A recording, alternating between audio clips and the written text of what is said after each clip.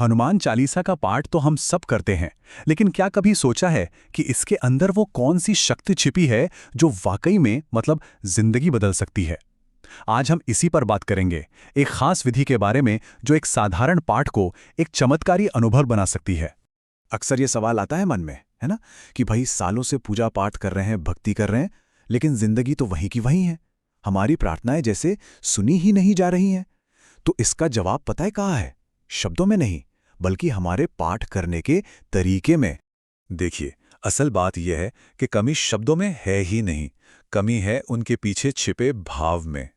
हम अक्सर क्या करते हैं, शब्दों को तो रट लेते हैं, दोहराते रहते हैं, लेकिन उसकी आत्मा से, उसके एहसास से जुड़ना बस वहीं भूल जाते हैं। और असली रहस्य की शुरुआत यहीं से होती है। और सबसे बड़ी गलती पता है क्या है? वो है तेजी से पाठ करना, बस जल्दी जल्दी खत्म करने की होड़ में। मन तो कहीं और ही घूम रहा होता है, जबकि सच्चे परिणाम वो तो धीमे और सच्चे भाव से ही आते हैं। एक बात हमेशा याद रखनी चाहिए, जब मन ही साथ न हो तो शब्द तो बस खोखले रह जाते हैं, है कि नहीं? और ये बात सिर्फ हम नहीं कह रहे, महान आध्यात्मिक गुरु नीम करोली बाबा, उन्होंने भी तो इसी रहस्य पर जोर दिया था। उन्होंने हमेशा सिखाया कि किसी भी बदलाव की नींव एक सच्चा और समर्पित दिल होता है। उनकी शिक्षा बिल्कुल साफ थी, हनुमान जी को सिर्फ आवाज नहीं चाहिए, उन्हें तो हमारा सच्चा मन चाहिए। तो सवाल ये उठता है कि इस भाव को जगाया कैसे जाए, इसका तरीका क्या है?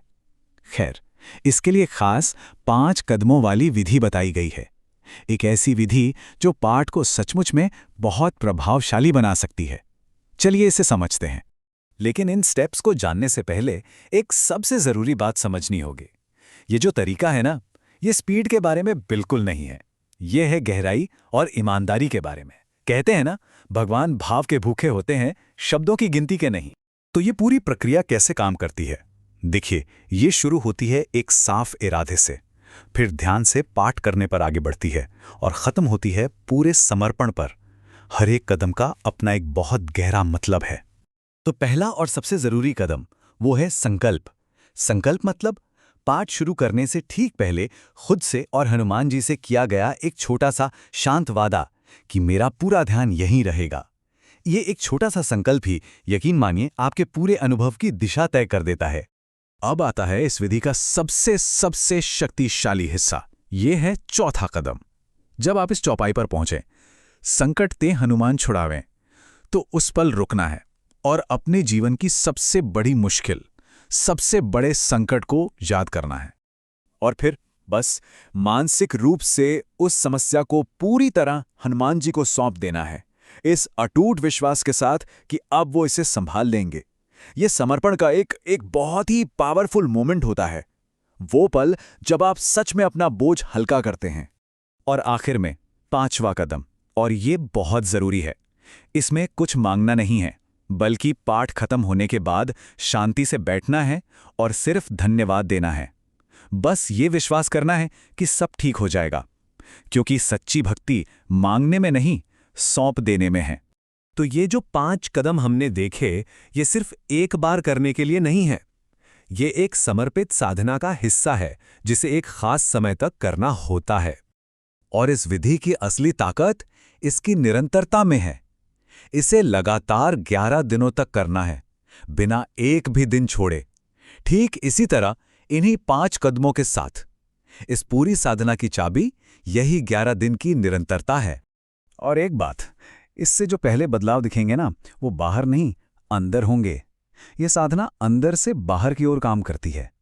मतलब बाहर की दुनिया तब बदलनी शुरू होती है जब हमारे अंदर बदलाव आता है। कहते हैं ना, जब अंदर सब ठीक हो जाए तो किस्मत अपने आप बदल जाती है। तो सवाल यह है कि इस 11 दिन की साधना का आखिर में नतीजा क्या होता है? ये जो बदलाव है, ये असल में दिखता कैसा है? नतीजे वो अंदर से दिखने लगते हैं। हमारी पूरी एनर्जी में एक गहरा बदलाव आता है। जो नेगेटिविटी होती है, उसकी जगह धीरे धीरे पॉजिटिविटी, हिम्मत और शांति लेने लगती है। मन शांत और स्थिर हो जाता है, और जब मन स्थिर होता है तो सही फैसले लेने की ताकत भी तो बढ़ जाती है।